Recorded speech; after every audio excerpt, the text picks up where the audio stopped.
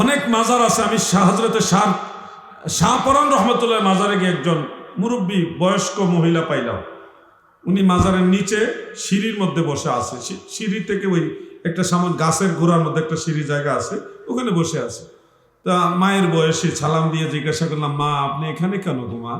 আপনার বাড়িঘর নাই? কো বাবা বাড়িঘর সবই ছিল, এখন দুনিয়াতে আমার কেউ নাই, আমি কার কাছে যাব? আমার ছেলেও নাই, মেয়েও নাই, স্বামীও মারা গেছে, আমার যাওয়ার মতো বাপ মাও নাই, আমি কই যাব? আমি বাবা তোমার কষ্ট নিয়ে আমি তোমরা ডিস্টার্ব করতাম না, তোমরা কাছে কিছু চাইতাম না, তোমরা আমার উপর রাগ হয়েও না, আমি বাবা শাহপরানের কাছে পড়ে থেকে আমার দুনিয়াত কেউ নাই।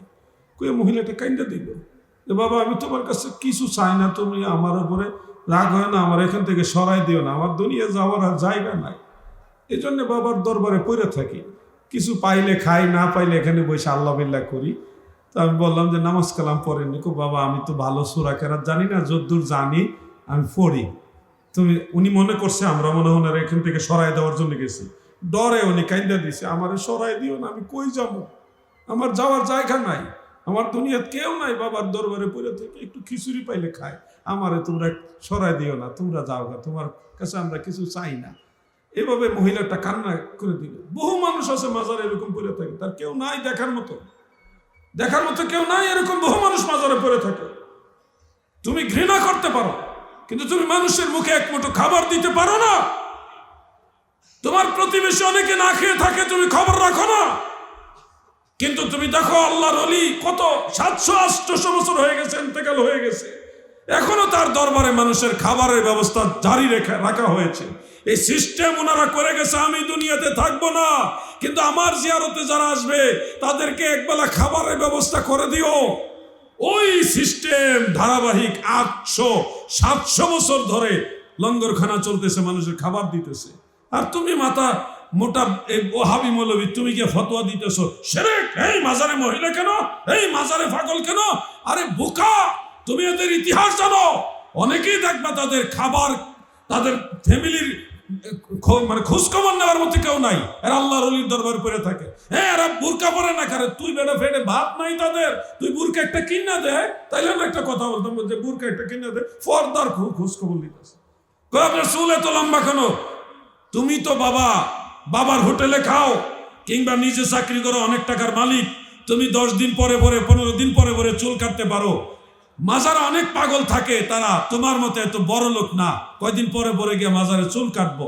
তুমি মনে রাখো, এরকম অসহায় মানুষদেরকে আল্লাহর ওলির ইন্তেকালের পরেও তাদের রুহানি হাতের চাদর দিয়ে আদর করে রাখে। আল্লাহই তো মাফ করার মালিক, এরা তো কাফের না, এরা তো আল্লাহরে ডাকে, হয়তো শুদ্ধ করে পারে না। তুমি পারলে তাকে শুদ্ধভাবে শিখাও, মায়া দিয়া ভালোবাসা দিয়ে শিখাও, না পারলে তার আঘাত করো না। যদি সে কলিজার মধ্যে ব্যথা পায়, সে যদি কলিজার মধ্যে আঘাত পায়, তুমি দুনিয়া আখিরাতে ক্ষতিগ্রস্ত হয়ে যাবে, তুমি বরবাদ হয়ে যাবে, মনে রেখো। পাগলদেরকে ভালোবাসো, সব পাগল না, পাগলের সুরতে বহু কুতুব আছে, আবদাল আছে, সব পাগল না, মনে রাখো। পাগলের সুরতে বহু কুতুব আছে, আবদাল আছে। কেমনে চিনবেন? যদি কাউকে সন্দেহ মনে করেন, পাক পবিত্র থাকলে দূরের থেকে 11 বার দুরূদ শরীফ পড়বেন, তার দিকে তাকায়া 11 বার দুরূদ শরীফ, দূরের থেকে তার দিকে তাকায় 11 বার দুরূদ শরীফ পড়বেন। অবশ্যই পাক পবিত্র অবস্থা পড়বেন, নাপাক অবস্থায় পড়লে বিপদ হইতে পারে। নাপাক অবস্থায় যদি দুরূদ শরীফ পড়েন, সে যদি বদনজরে তাকায়, তাহলে আপনার তাৎক্ষণিক ক্ষতিগ্রস্ত হয়ে যাবেন, তাৎক্ষণিক আপনার শারীরিক সমস্যা হয়ে যাবে, বড় ধরনের একটা বিপদ হয়ে যাবে। এরকম প্র্যাকটিক্যাল অনেক প্রমাণ আমরা দেখেছি। পাক পবিত্র থাকলে ওই লোকের দিকে তাকায় 11 বার দুরূদ শরীফ পড়বেন, দেখবেন সে আপনার দিকে তাকাবে, হয় একটা মুচকি হাসি দিবে, না হলে মায়ার নজর একবার তাকাবে, বুঝাবে যে তুই এখানে থাকিস না, যাই এনতে চলে যা। আল্লাহর ওলিরা পাগলের বেশে বেশে ঘুরে। তোমরা জানো না 40 জন আবদাল সারা পৃথিবীতে সায়ের করে। কতজন আবদাল? একজন আবদাল ইন্তেকাল হলে সাথে সাথে আরেকজনকে আল্লাহ আবদাল বানায় দেয়। প্রত্যেকটা শহরে কুতুব আছে, প্রতিটা শহরে কুতুব আছে। ওই যে হযরত আমানত শাহ রহমাতুল্লাহর কথা ভুলে গেছেন আপনারা? শহর কুতুব ছিলেন, এরকম বড় বড় কুতুব আছে। কেউ রাস্তার মাঝখানে বসে থাকে, কেউ বস্তা গায়ে দিয়ে বসে থাকে। তুমি দেখতেছো সে তোমার মতো বসে অনেক বেশি ইবাদত করে না, তুমি জানো না সে মহান আল্লাহ তাআলার ইয়াদে মশগুল, সে গভীর ধ্যানে মশগুল থাকে, সে তার টাইম মতো নামাজ পড়ে নেয়, তোমাকে দেখায় পড়ে না। এবং তাকে তুমি বাধ্য করতে যেও না, সে তার মতো চলুক। অনেক পাগল দেখছি, মানুষ সবাই নামাজে যখন দাঁড়াইছে পাগলে গিয়ে পিছনের কাতারে দাঁড়াইছে। আমি দেখছি এরকম পাগল, আপনারা দেখছেন কিনা? সিরা কাপড় বস্তা পইরা পিছনের কাতারে নামাজ পড়া, নামাজ শেষ আবার ফরত করে বের হয়ে কোথায় চলে গেছে খুঁজেও পাবেন না। সবাইকে তুমি তালাশ করতে যাও না, একবার তুমি লাভবানও হইতে পারো আবার ক্ষতিগ্রস্ত হইতে পারো। আল্লাহ তাআলা আল্লাহর ওলিদের দরবার সম্পর্কে, আল্লাহর ওলিদের অনুসারীদের সম্পর্কে আমাদের আরো পজিটিভ হওয়ার তৌফিক দেন। বলেন আমিন, মহব্বতে বলেন আমিন। আপনারা কি বেজার হলেন এই কথাগুলো? ওলি আল্লাহদের সম্পর্কে কথাগুলি বর্তমান সময়ে বলা প্রয়োজন। সব পাগল পাগল না। নবীজি বলছে আমার উম্মতের মাঝে এমন কিছু লোক আছে যাদের কেশ এলোমেলো থাকে, কেশ মানে চুল এলোমেলো থাকে, দাড়ি এলোমেলো থাকে, ধুলাবালি লেগে থাকে, কাপড় চোপড় মানে গোসল করে না ঠিক মতো, দেখা গেছে একদিন দুই দিন গোসল করছে না, চুল এলোমেলো, কাপড় চোপড় ময়লা হয়ে রয়েছে, ধুলাবালি লেগে। কারো দরজায় গিয়ে দাঁড়াইলে তাদেরকে দাঁড়াইতে দেওয়া হয় না, সরাই দেয়, এই সর সর সর। অনেক দোকানদাররা কিন্তু ফকিরদেরকে এভাবে দাঁড়ায় দেয়, কখনো দাঁড়াবেন না। সাইল যারা আপনার কাছে কিছু চাইতে আসছে তাকে ধমক দিবেন না, আল্লাহর নিষেধ। আপনি বলবেন এখন নিও না, পরে নিও, এখন নাই বা ভাঙতি নাই, পরে দেবো ইনশাআল্লাহ। সুন্দর ভাষায় তাকে বিদায় দিবেন, কখনোই তাকে ধমক দিবেন না। সৃষ্টিকর্তার নিষেধ, আল্লাহর নিষেধ, কখনোই ধমক দেওয়া যাবে না। এমনও তো হইতে পারে তোমার একটা মুসিবত আছে সামনে, এমন বড় মুসিবত যেটা তোমার এবং তোমার পরিবার সন্তানাদির বড় ক্ষতি হবে। এই বিপদটা এই আল্লাহর ওলি আল্লাহর দেওয়া নূরে দেখতে পাইছে, কারণ আল্লাহর ওলিরা নূর দিয়ে দেখে। ইত্তাকু ফিরাসাতাল মুমিন ফাইন্নাহু ইয়ানজুরু বিনূরিল্লাহ। আল্লাহর ওলিরা আল্লাহর নূর দিয়ে দেখে। আপনাকে উপকার করার জন্য আল্লাহর ওলি আইসা হয়তো একটা উসিলা, আল্লাহ চায় যে আমার বান্দারের বিপদটা মাফ করে দেবো, একটা উসিলা হিসেবে আল্লাহর ওলিরে ফকির বানাই আপনার দুয়ারে পাঠাইছে। আপনি দেখা গেছে এক মোটা খাবার তারে খাওয়াই দিলেন, বা কিছু একটা সম্মানী তাকে হাদিয়া দিলেন বা ভিক্ষাই দিলেন। এটা দেওয়ার পরে দেখা গেছে এই সৎকার উসিলায় আল্লাহ আপনাদের বিপদটা দূর করে দিবে। আর যদি ধমক দিয়া দেও গো, জোর করে তারা দাও, আমার আল্লাহর দয়া যেটা পাওয়ার সেটা আর পাইবা না। ও ভাই আমার, বহু আগে বড় একজন আলেমের জবান একটা ঘটনা শুনেছি, আল্লাহু আলামু এই ঘটনা সম্পর্কে। তবে আমি আপনাদের শিক্ষার উদ্দেশ্যে ঘটনাটা বলে দেই, এটার মধ্যে নসিহত রয়েছে। একজন মহিলার 6টা মেয়ে সন্তান হয়েছে। কয়টা? 6টা মেয়ে সন্তান। স্বামী বিরক্ত হয়ে বললেন, এতগুলি মেয়ে হইল, একটাও ছেলে হইল না, বংশীর বাতি জ্বালাইবে কে, মরলে জানাজা পড়াইব কে? এজন্য বিরক্ত হয়ে একদিন বললেন, এবার যদি আবারও মেয়ে সন্তান হয় তাহলে তোমাকে নিয়ে আমি সংসার করব না। ওই মহিলা চিন্তিত হয়ে গেল, এই বয়সে যদি আমার স্বামী আমাকে পরিত্যাগ করেন, আমি কার দুয়ারে যাব? 6টা মেয়ে সন্তান নিয়ে কোথায় যাব, কার কাছে যাব? তিনি কাঁদতেছে, তাহাজ্জুদ নামাজ পড়ে পড়ে আল্লাহর কাছে কান্দে, বিনয় করে কান্দে, মুনাজাত করে কান্দে। আল্লাহর মায়া লাগছে, আল্লাহ দিবে, কিন্তু একটা উসিলা ধরায় দিবে। ওই মহিলার বাড়িতে এক ফকির পাঠাইছে। ফকির সাধারণ ফকির না, মুরাদ ফকির, আল্লাহর ওলি। ওই ওলি, এটা ওয়াইস আল কারনি নয়। অনেকে আবার হযরত ওয়াইস আল কারনি রাহমাতুল্লাহ রেফারেন্সে ওয়াজ করে, এটা সঠিক না। আমি শুনেছি এটা হলো বনি ইসরায়েলের যুগের একজন পাগলের কথা। সেই আল্লাহর ওলি ওয়াইস কারনি রাহমাতুল্লাহ জীবনীতে, জিন্দেগিতে এই ঘটনা নাই। তো ওই পাগলায় বাড়ির আঙ্গিনায় মানে কিনারায় দাঁড়ায়া জিকির করতেছে আর বলতেছে, বাড়িতে কেউ আসো গো, আমি আল্লাহ রাহে মুসাফির, আমি বড় ক্ষুধার্ত, আমাকে কিছু খাবার দাও। মহিলার ঘরে আটার রুটি ছিল 7টা। কয়টা? একবারে হিসাবে হিসাবে 7টা। একটা রুটি দিছে, খাওয়ার পরে বলতেছে, আমি তো অনেক বেশি ক্ষুধার্ত, আমাকে আরেকটা রুটি দাও। দ্বিতীয় রুটিটাও মহিলা বাচ্চাকে দিয়ে পাঠাইছে, পাগলা খাইলেন। খাওয়ার পরে কয়, না আমার ক্ষুধা মিটেনি, আরো দাও। 3 নম্বর রুটি দিলেন, আবার চাইলেন, 4 নম্বর রুটি দিলেন, 5টা 6টা 7টা রুটি খাইলেন। খাওয়ার পরে আর পাগলায় রুটি চায় না, রুটি আর চায় না। এইবার বলতেছে, তুমি তো আমারে খাবার দিলা মা, আমি তো তোমার কাছে ঋণী হইলাম, তোমার কোনো দোয়া আসেনি, আমার কাছে একটু শেয়ার করো, আমি আল্লাহর কাছে, আমার মালিকের কাছে বলবো। ওই মহিলা পর্দার আড়াল থেকে বলছে, বাবা আমার 6টা মেয়ে সন্তান, গর্ভে আরেকটা সন্তান, এটা যদি আবারও মেয়ে সন্তান হয়, আমার স্বামী বলছে আমাকে নিয়ে আর সংসার করবে না, আপনি আমার জন্য দোয়া করেন, আল্লাহ যেন গর্ভের সন্তানটারে ছেলে বানায় দেয়। আল্লাহর ওলি সেজদায় গিয়ে মহান আল্লাহ তাআলার সাথে প্রেমের ডুরি লাগাইলেন। ওই প্রেমের ডুরিতে ইলহামের মাধ্যমে আল্লাহর সাথে কথা চলতেছে। আল্লাহ গো, এই মহিলার গর্ভের সন্তানটা কি, ছেলে না মেয়ে? আল্লাহ তাআলা ইলহামের মাধ্যমে বললেন এই সন্তানটা মেয়ে। পাগলায় বললেন আল্লাহ ছেলে, এই সন্তানটারে ছেলে বানায় দাও। আল্লাহ তাআলা জানালেন তার তাকদীরের মধ্যে ছেলে সন্তান নাই। ও আল্লাহ, না থাকলে অসুবিধা কি, আপনি দেন, আপনার ভান্ডারে তো কোনো জিনিসের অভাব নাই, আপনি দেন, আপনি দিলেই তো আছে, আপনি না জ্ঞানী, আপনি ধনী, আমরা গরিব, আমরা চাইছি দেন। আল্লাহ তাআলা বুঝছে, আল্লাহ তাআলা কয় বন্ধু, তার তাকদীরের খাতায় কোনো ছেলে সন্তান লেখা নাই, এটা দেওয়া নাই। এইভাবে আল্লাহ না করে পাগলায় বারবার চায়। এক পর্যায়ে পাগলা রাগান্বিত হয়ে কয় আল্লাহ, আপনি মহান আল্লাহ, আপনি এত বড় সুমহান আল্লাহ, আপনার কাছে 7 বার চাওয়া লাগছে আমার,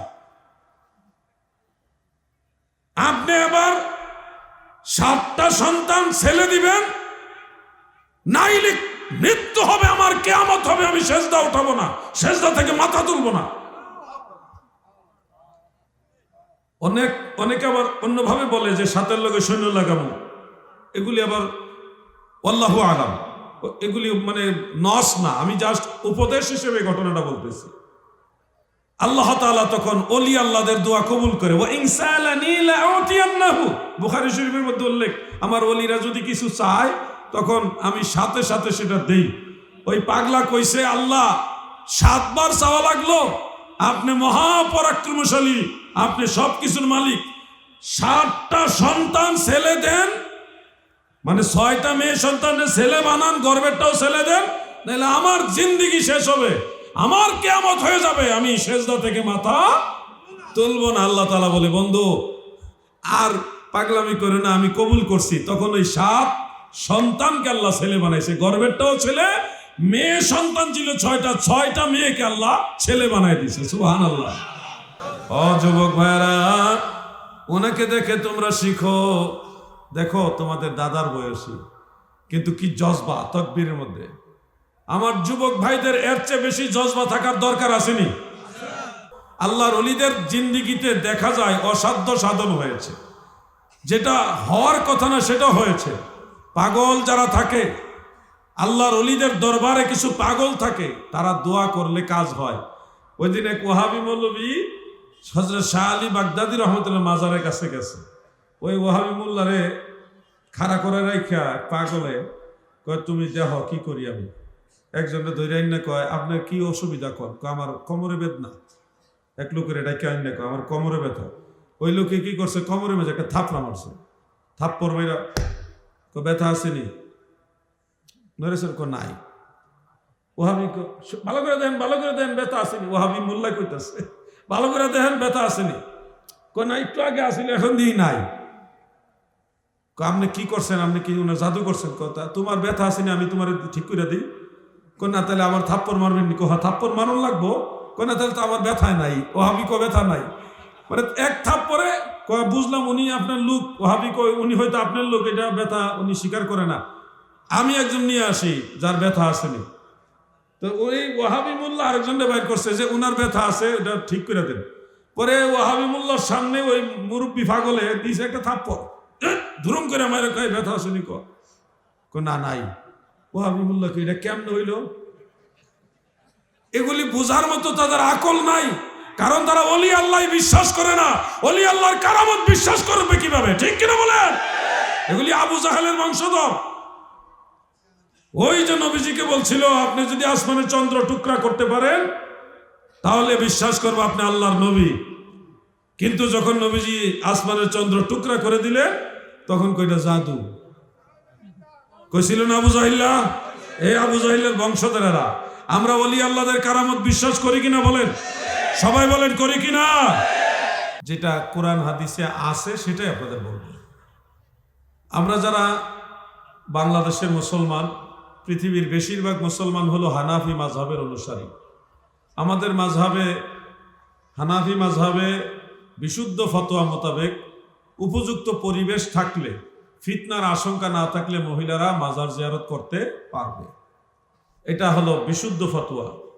আর যদি ফিতনার আশঙ্কা থাকে, উপযুক্ত পরিবেশ না থাকে, তাহলে মহিলাদের মাজার জিয়ারতে যাওয়া মাকরুহে তাহরিমা, কবিরা গুনাহ। এক কথায় উত্তর এটা। হানাফি মাযহাবে মহিলাদের মাজার জিয়ারতের বৈধতা দিয়েছে কোন দলিলের আলোকে? উত্তর হলো অনেকগুলো দলিলের আলোকে। এর মধ্যে অন্যতম হলো আল মুস্তাদরাক আলা সাহিহাইনের মধ্যে বিশুদ্ধ সনদে উল্লেখ, আর মুসান্নাফ আব্দুর রাজ্জাকে দাঈফ সনদে উল্লেখ রয়েছে, ইন্না ফাতিমাতা বিনতা রাসূলিল্লাহি সাল্লাল্লাহু আলাইহি ওয়াসাল্লাম কানাত তা'তি ইলা কবরি হামজা ফি কুল্লি ইয়াউমিল জুমআহ। প্রত্যেক জুমার দিনে, প্রত্যেক শুক্রবারে নবীজির কন্যা, জান্নাতের মহিলাদের সরদারনি খাতুনে জান্নাত হযরতে ফাতেমাতুজ জাহরা রাদিয়াল্লাহু তাআলা আনহা, যাকে আমরা মা ফাতেমা বলি, সেই মা ফাতেমাতুজ জাহরা প্রত্যেক জুমার দিনে মদিনা শহর থেকে উহুদের পাহাড়ের পাদদেশে হযরতে আমির হামজা রাদিয়াল্লাহু আনহুর মাজার জিয়ারতে যাইতেন। এমনকি হযরত আমিরে মুআবিয়া রাদিয়াল্লাহু আনহু এর খেলাফতের আমলে নবীজির স্ত্রী হযরত আয়েশা সিদ্দিকা রাদিয়াল্লাহু তাআলা আনহা, আমাদের মা উম্মুল মুমিনিন, পৃথিবীর সমস্ত মুমিনদের মা আম্মাজান আয়েশা সিদ্দিকা রাদিয়াল্লাহু তাআলা আনহা, তিনার আপন ভাই হযরত আব্দুর রহমান ইবনু আবি বকর সিদ্দিক রাদিয়াল্লাহু আনহুমা তিনার মাজার জিয়ারতে গিয়েছেন। এটা তিরমিজি শরীফ সহ বেশ কিছু কিতাবে বিশুদ্ধ সনদ উল্লেখ আছে। তাহলে নবীজির স্ত্রী এবং নবীজির মেয়ে দুইজন থেকে আমরা পাইলাম তিনারা মাজার জিয়ারত করেছেন। এছাড়া সহিহ বুখারীর মধ্যে উল্লেখ আছে, নবীজি একবার কোথাও যাচ্ছিলেন, হঠাৎ দেখেন একটা কবরের কিনারে একজন মহিলা বসে আছেন, কিন্তু বসে বসে তিনি কাঁদতেছেন, ওই কবরের কিনারে বসে বসে কাঁদতেছেন।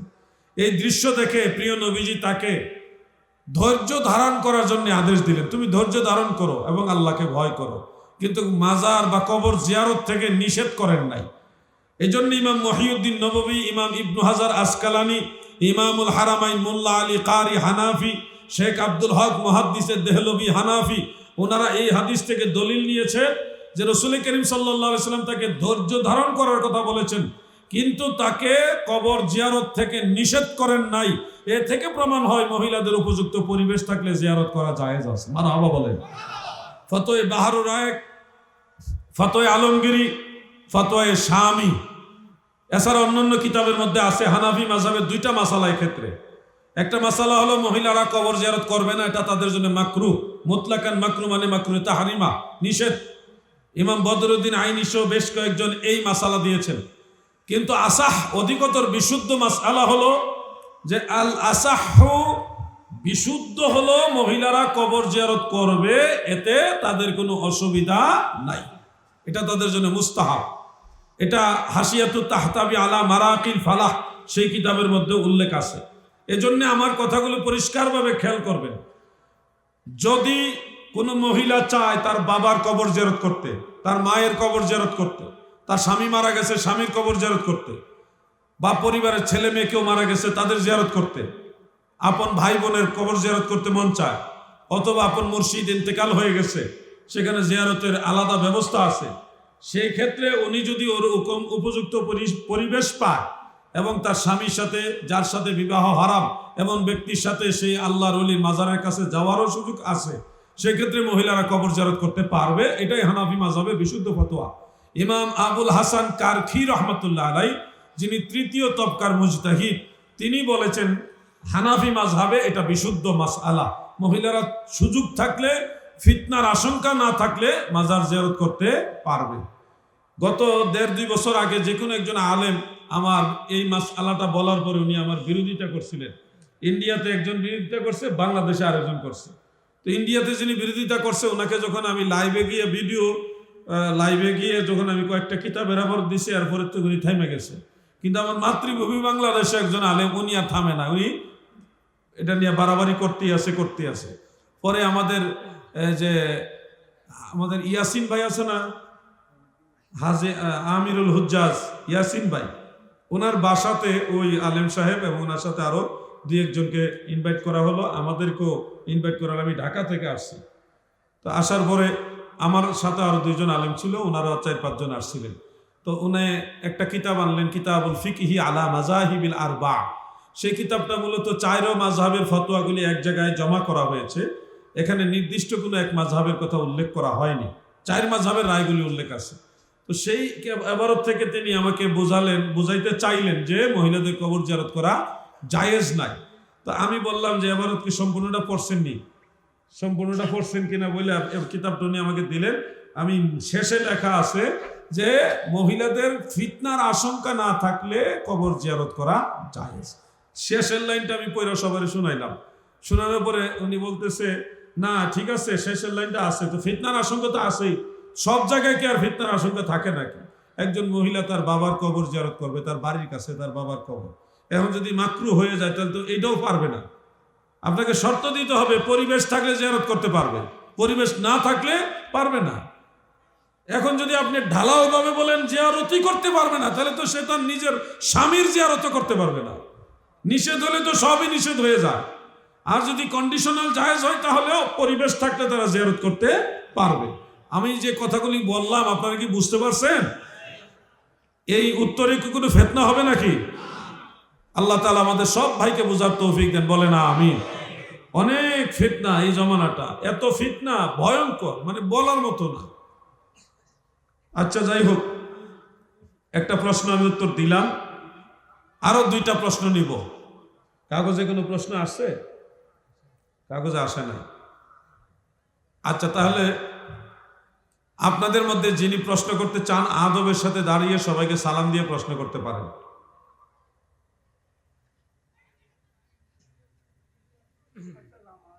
ওয়ালাইকুম সালাম। দেখছেন সব কাজে আপনি ফার্স্ট হইতেছেন, ঘটনা কি?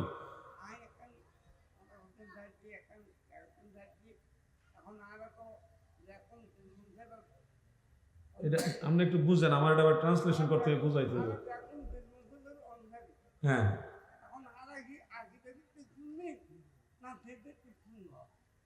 কি ভিত্তিক শেষ? ও মাশাআল্লাহ, আপনাকে অনেক ধন্যবাদ। অনেক গুরুত্বপূর্ণ এবং মূল্যবান, অনেক দামি একটা প্রশ্ন করেছেন আপনি। বলছেন যে আমরা সবাই পীর ফকির আউলিয়া কেরামদেরকে বিশ্বাস করি, মহব্বত করি, তা আমরা কি আকীদা ভিত্তিক সুন্নি নাকি পীর ভিত্তিক সুন্নি? প্রশ্নটা অনেক দামি এবং এত ওজনওয়ালা প্রশ্ন, জটিল মানে উত্তর সহজ উত্তর, কিন্তু প্রশ্নটা অনেক দামি ওজনওয়ালা প্রশ্ন। আমরা যারা সুন্নি, আমরা পীর মাশায়েখদের মানি, আমরা আমাদের পীর মাশায়েখরাও সুন্নি। যদি ওনারা সুন্নি না হইতেন আমরা তো ওনাদের কাছে যাইতাম না। ওনারা আমাদের সুন্নিয়ত শিখাইছে, এই জন্যই তো ওনাদের কাছে বারবার যাই। সব আউলিয়া কেরাম সুন্নি। ওয়াহাবিদের মধ্যে ওলি নাই, ওয়াহাবিদের মধ্যে কোনো ওলি নাই রে, কপাল মোড়ার দল ওয়াহাবিরা, তোরা যে কোনো ওলি নাই। আমরা মাজারও আছে, ওলিও আছে, ওলিও আছে, মাজারও আছে। ওয়াহাবিদের মাজারও নাই, ওলিও নাই। মাজার তো মুসলমানের থাকবে, মাজার তো মুসলমান, মাজার কি হিন্দুরা থাকবে নাকি? মাজার বৌদ্ধ খ্রিস্টান ইহুদিদের নাই, মাজার মুসলমানদের আছে। মাজার আবু জাহালের নাই, আবুল আহাবের নাই, উতবা সাইবার মাজার নাই, ইয়াজিদের মাজার নাই, ফেরাউন নমরুদের মাজার নাই।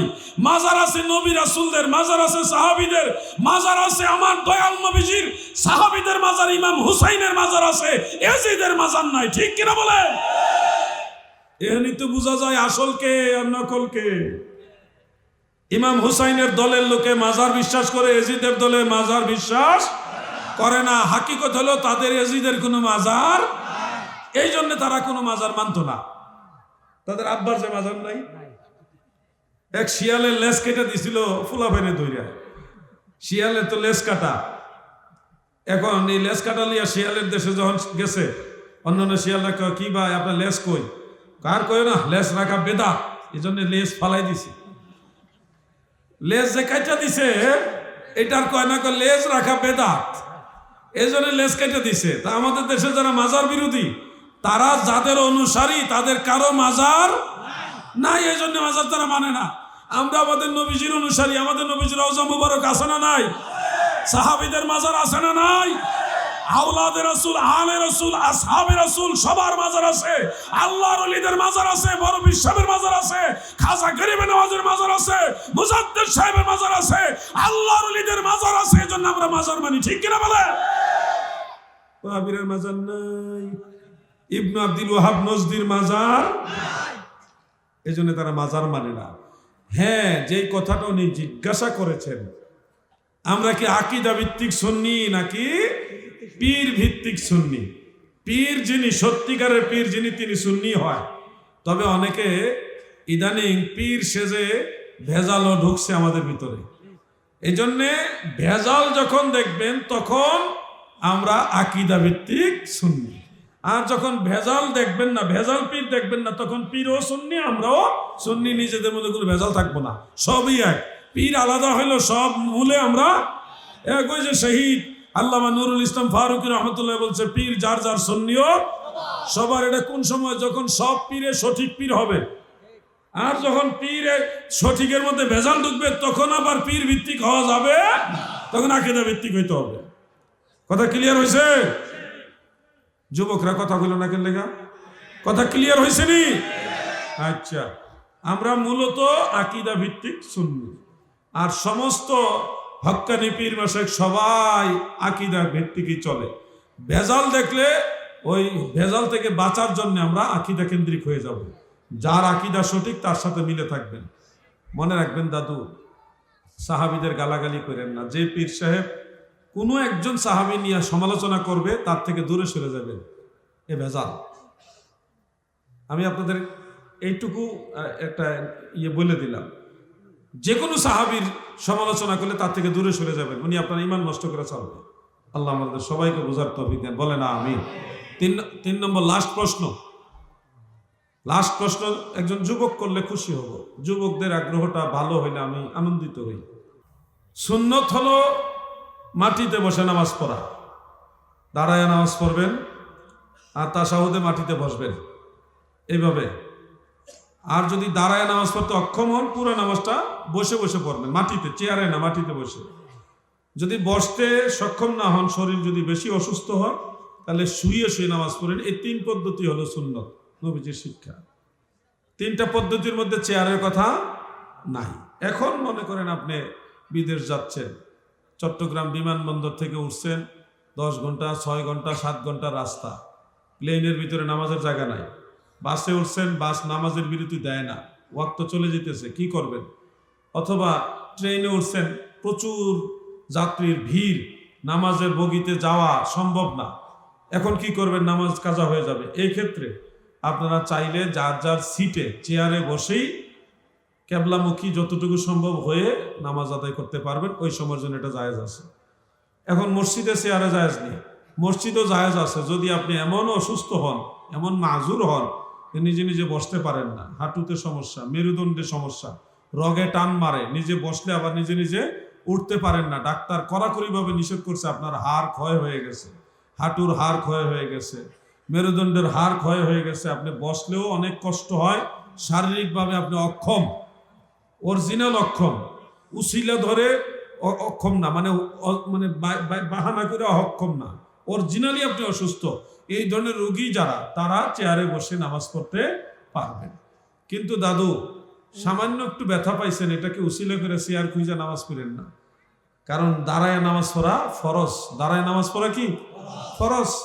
আপনি একটা সাধারণ জিনিসকে বাহানা করে যদি আপনি চেয়ারে বসে যান, তাহলে তো আপনি একটা ফরজ তরক করে ফেললেন, নামাজ হবে না, নামাজ বাতিল হয়ে যাবে।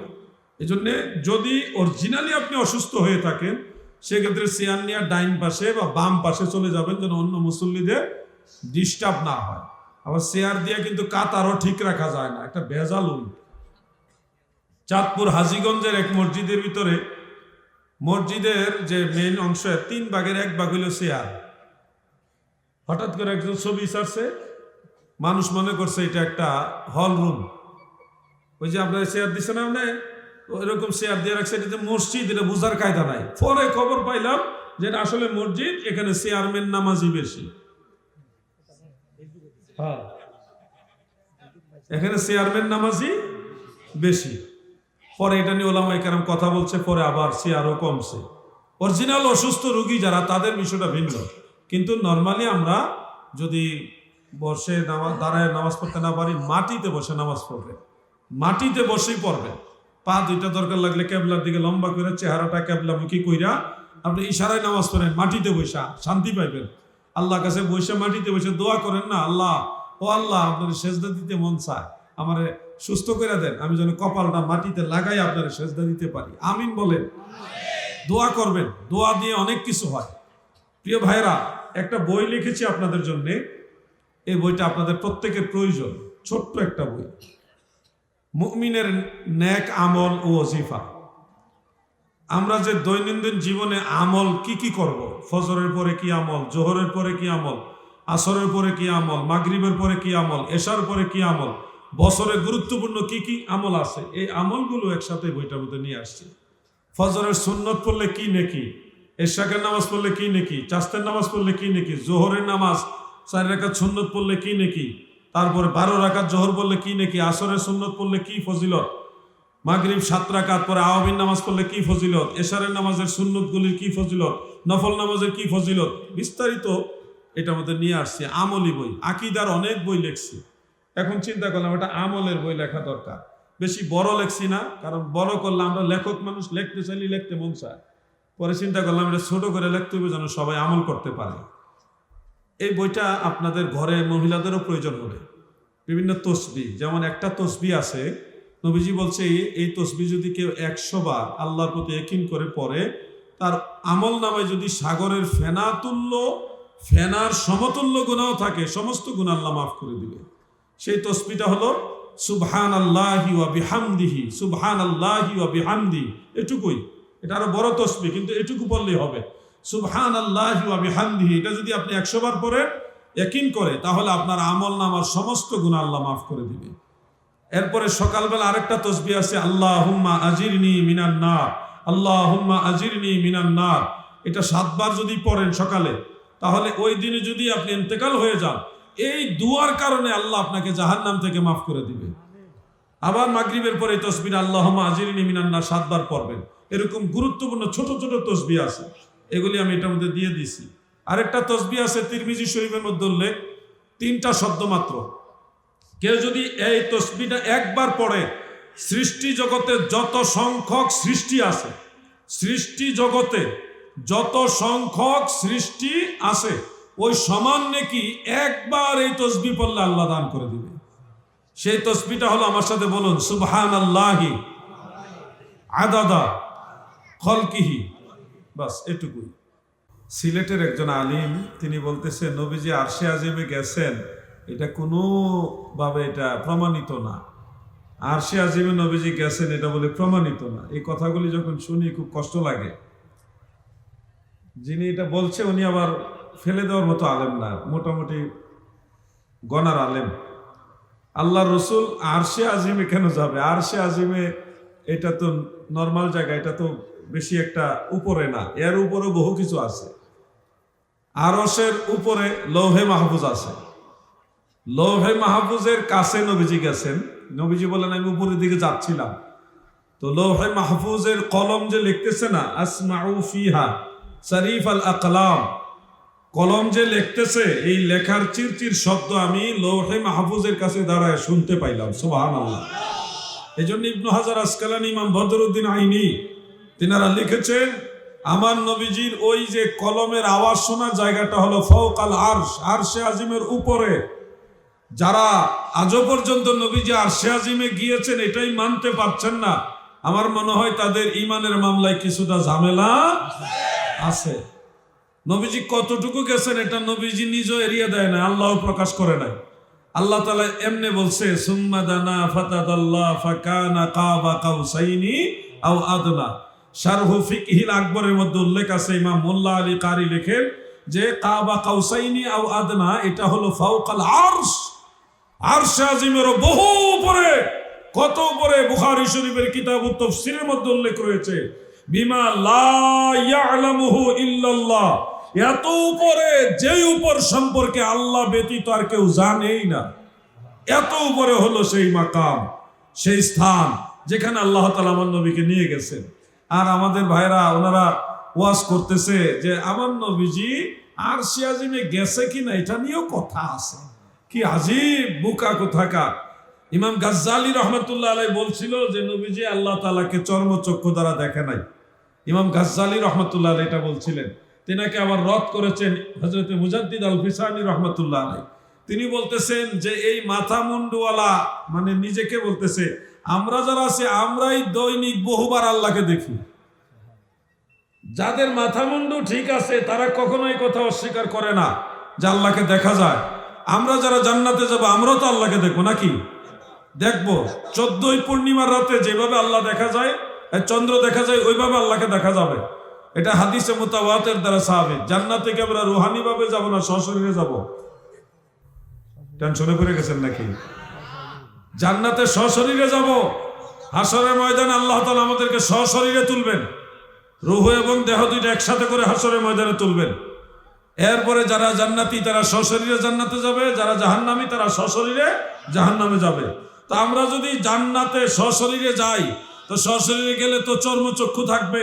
তাহলে চর্মচক্ষু দিয়ে যদি জান্নাতে গিয়ে আমরা ওই আল্লাহকে দেখতে পারি, আমার নবীজি আল্লাহকে দেখে নাই, এই কথা যে বলবে তার আকল দাঁতই উঠে নাই, ঠিক কিনা? ভাই আমার, দুনিয়া থেকে আল্লাহকে দেখা সম্ভব না চর্মচক্ষু দ্বারা। মুসা নবী আল্লাহ তাআলাকে দুনিয়া থেকেই দেখতে চাইছিলেন, দুনিয়া থেকে চর্মচক্ষু দ্বারা আল্লাহকে দেখতে চাইছিলেন। এই জন্য আল্লাহ তাআলা নাকচ করছেন, কারণ লা তুদরিকুল আবসার ওয়া হুয়া ইউদরিকুল আবসার। কোন চর্মচক্ষু দুনিয়া থেকে আল্লাহকে দেখতে পারবে না। কোরআনের বিধানটা আসমানের জন্য নয়, কোরআনের বিধান হলো পৃথিবীর জন্য। যদি কোরআনের বিধান সত্য সব জাহানের জন্য হয় তাহলে হাদিসে মুতাওয়াতির বাতিল হয়ে যায়। নাউজুবিল্লাহ, এটা হবে না। আমার দাদু ভাইরা গো, আল্লাহর আউলিয়াদের কথা বলবো, বলতে গিয়েও নবীর কথা চলে আসে, কারণ মাসটা তো নবীর মাস, মেরাজের মাস। আমার নবীর আল্লাহর দিদার পাওয়ার মাস, এই মাসে নবীর কথা চলে আসে। আচ্ছা, আমি আমার বিষয়বস্তুর প্রথম কথাটা আপনাদেরকে বলি, যদিও এখানে লেখা হয়েছে পাক ভারত উপমহাদেশে ইসলাম ধর্ম প্রচারে আউলিয়া কেরামের অবদান। আপনারা জানেন এই পাক ভারত উপমহাদেশে ব্যাপকভাবে ইসলাম ধর্ম প্রচার করছেন আউলিয়া কেরাম, এটা সত্য। কিন্তু সর্বপ্রথম ইসলাম ধর্ম এই ভারতবর্ষে প্রচার করছে সাহাবাই কেরাম। নবীজির সাহাবীরা এই ভারতবর্ষে এসে ইসলাম প্রচার করছে। এর মধ্যে হযরত সাআদ ইবনে আবি ওয়াক্কাস রাদিয়াল্লাহু আনহু চীন দেশে যাওয়ার পথে চট্টগ্রামের কর্ণফুলীর শিকলবাহা যে গ্রাম আছে না, শিকলবাহা, ওইখানে তিনি কদম মোবারক রেখেছিলেন, বিশ্রাম নিয়েছিলেন বলেও ঐতিহাসিক মতামত পাওয়া যায়। আর আরো 2 জন সাহাবীর বানানো 2টা মসজিদ বাংলাদেশে আছে। রাসূল করিম সাল্লাল্লাহু আলাইহি ওয়াসাল্লামের সাহাবায়ে কেরামদের মধ্যে 2 দল সাহাবী 2 জায়গায় 2টা মসজিদ বানাইছে, যেগুলি এখনো আছে। একটা হলো রংপুরের লালমনিরহাট জেলার সদরেই একটা মসজিদ আছে, এটা 62 হিজরির দিকে, 62 হিজরির দিকে একটা মসজিদ তৈরি করা হয়েছে, যেখানে পাথরের মধ্যে খচিত হিজরি সনটা লেখা আছে। এইটা আলহামদুলিল্লাহ লালমনিরহাটে আছে, কখনো গেলে ওই মসজিদে নামাজ পড়ে আসবেন। আমাদের এই জেনারেশন যারা রয়েছেন তাদেরকে বিভ্রান্ত করার জন্য বহু রকম ষড়যন্ত্র কাজ করতেছে।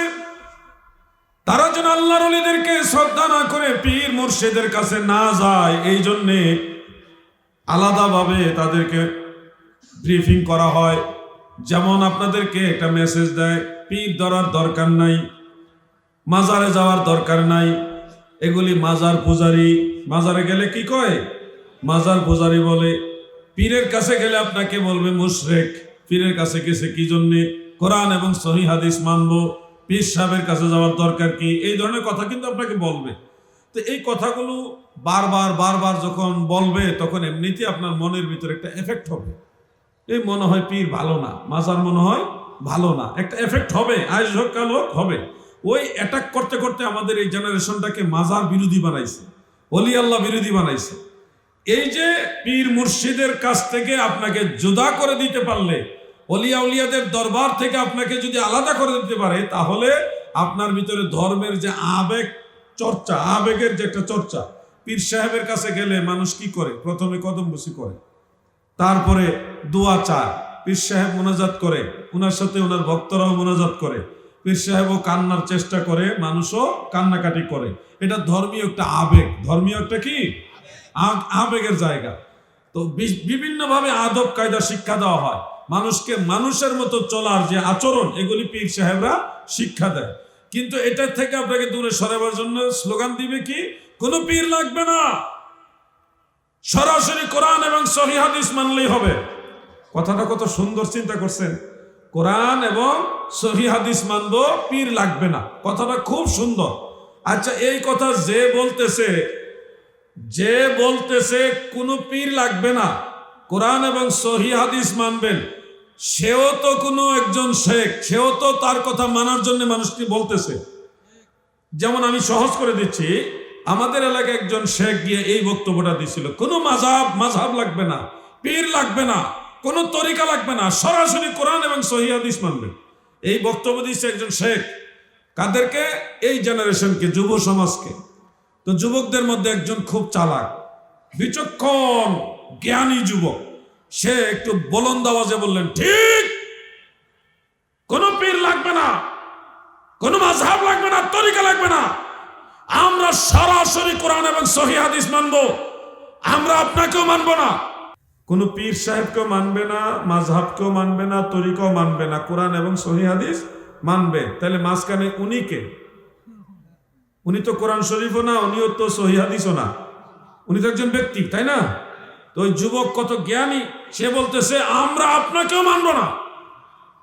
এবার শেখ ধরা খাইছে, আমাকে কেন মানবে না? আমি তো কোরআন এবং সহিহ হাদিসের কথাই বলি। ওই যুবক উত্তরে বলল, ইমাম আবু হানিফা, ইমাম মালিক, ইমাম শাফি, ইমাম আহমদ, এত বড় বড় ইমামরা, তারা যদি কোরআন এবং সহিহ হাদিসের কথা বলার পরেও তাদেরকে মানা না যায়, তা আপনি তো ছোট ইমামও না, আপনার তো আরো আগে মানা যাবে না। কথা বুঝতেছেন না আপনারা?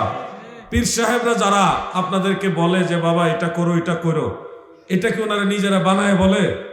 ওনারা তো কোরআন হাদিস গবেষণা করে আপনাদের বলে। মাযহাবের ইমামরা বলছে এইভাবে নামাজ পড়িও, এইভাবে যাকাত দিও, এইভাবে বিবাহ শাদী পড়াইও। এই যে মাসআলাগুলি ওনারা দিলেন, এগুলি তো ওনারা নিজে বানায় দেন নাই, ওনারা তো কোরআন হাদিস গবেষণা করে দিয়েছেন। তো ওনারা যদি কোরআন হাদিস বললে না মানা যায়, তাহলে এই জমানার নয়া শেখ সলিমুদ্দিনের ফুলা কলিমুদ্দিন হঠাৎ শেখ, ওনার কথা কেন মানা যাবে? যুবক ভাইরা কি কথা বুঝতেছেন আপনারা? আপনাদের এগুলি বুঝতে হবে, বোঝার প্রয়োজন আছে। সঠিক ইসলাম একমাত্র আল্লাহর আউলিয়াদের কাছে আছে। আর যারা আল্লাহর আউলিয়াদের কাছ থেকে আপনাদের জুদা করতে চায়, এরা কোনো না কোনো ভাবে আপনাদেরকে সন্ত্রাসী জঙ্গি কায়দা ওই দিকে নিয়ে যাবে।